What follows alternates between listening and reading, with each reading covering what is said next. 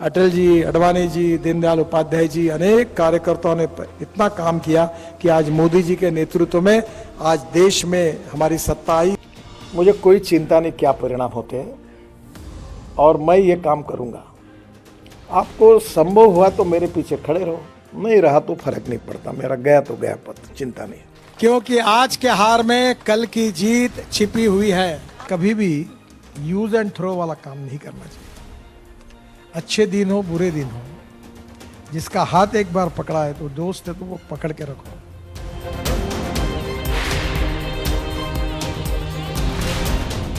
वाजपेयी जी ने एक बार कहा था, मैं पहली बार जब हमारे पार्टी के कार्यक्रम के लिए बांद्रा गया था तो उस समय पार्टी की हालत बहुत खराब थी। शाम को कार्यक्रम था, MC छगला का साहब का भाषण हुआ था। तब अटल जी भाषण के लिए खड़े हुए और उन्होंने कहा था कि मैं देख रहा हूं सूरज डूब रहा है समुद्र का।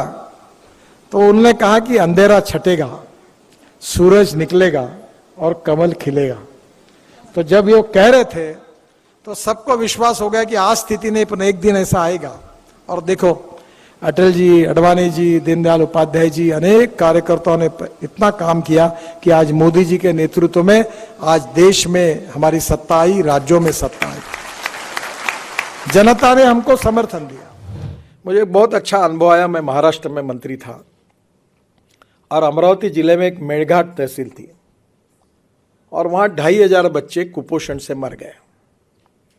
और वो मरने के बाद काफ़ी वर्ल्ड लेवल पर काफ़ी हाहाकार मचा। आपको याद होगा, ये 96-97 की बात थी। तो हमारे मुख्यमंत्री जो थे मनोहर जोशी, वो मुझे कहते थे कि नितिन, ये कैसी स्थिति है, ये मेड़घाट में 450 गांव है, एक भी गांव में रास्ता नहीं है, ये लोगों का कैसे होगा।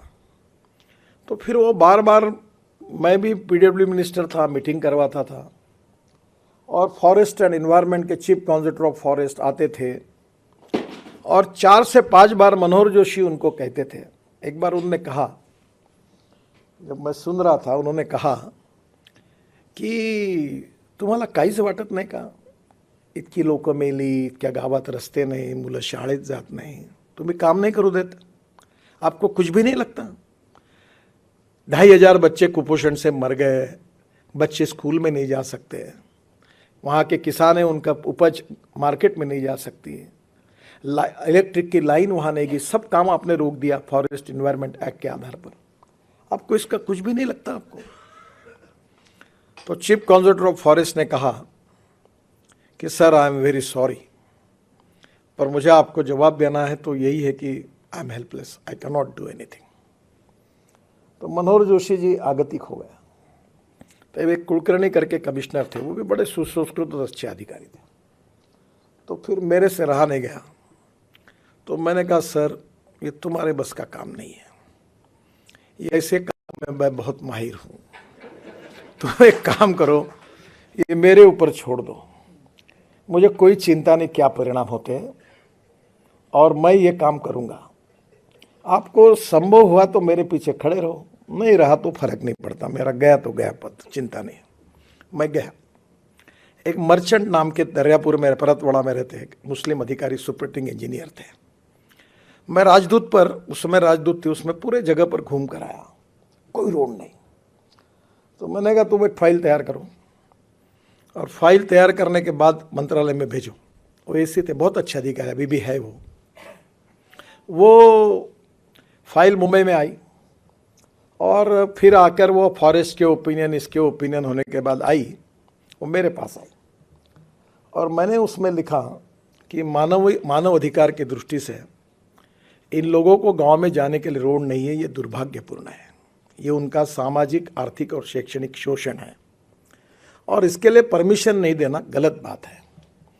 और इसलिए मैं मंत्री होने के नाते ये निर्णय देता हूँ कि एक्ट कुछ भी कहे, मैं ऐसे आदेश देता हूं कि यह 450 गांव में रोड बनने चाहिए और इसके बाद एक्ट के आधार पर कोई अगर इसकी रिस्पॉन्सिबिलिटी फिक्सअप होगी तो मैं जब तक मंत्री हूं तब तक और उसके बाद में भी ये व्यक्तिगत मेरी जिम्मेदारी होगी और उसके लिए मैं जिम्मेदार रहूँगा।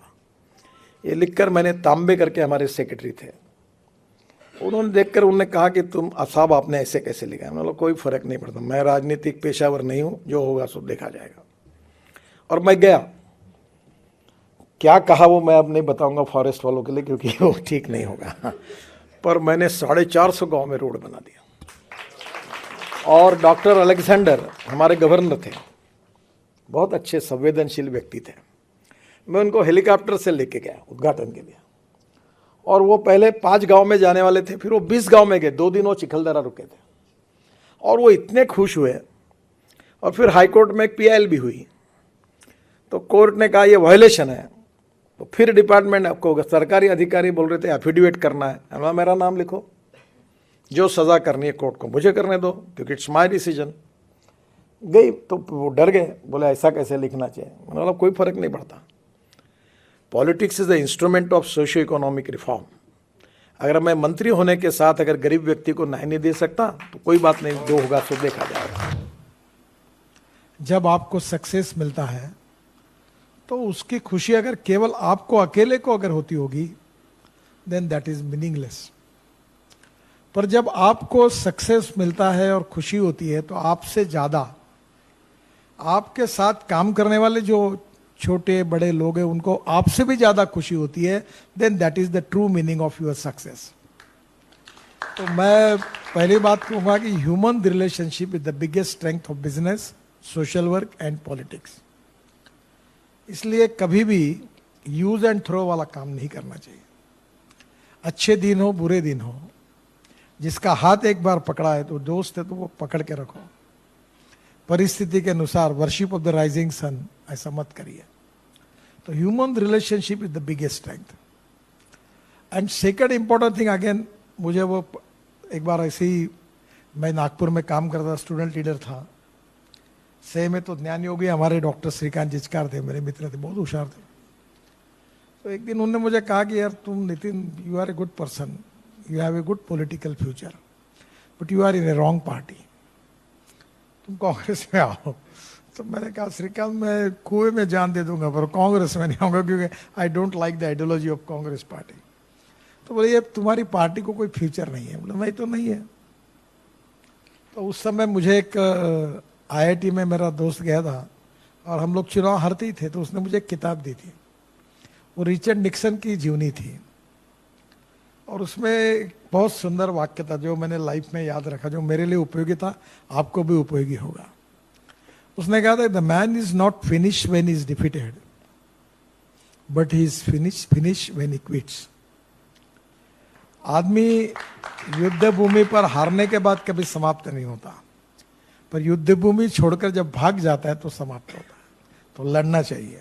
जो जीतने वाली टीम है उसको मेरी बहुत बधाई, और हारने वालों को भी उतनी ही बधाई, क्योंकि आज के हार में कल की जीत छिपी हुई है। जिंदगी में कोई परमानेंट जीतता नहीं, न कोई परमानेंट हारता है। तो वो भी लोग लगातार प्रयास करते रहेंगे, और आगे उनको भी जीत मिलेगी। यही शुभकामनाएं। बहुत बहुत धन्यवाद। नमस्कार।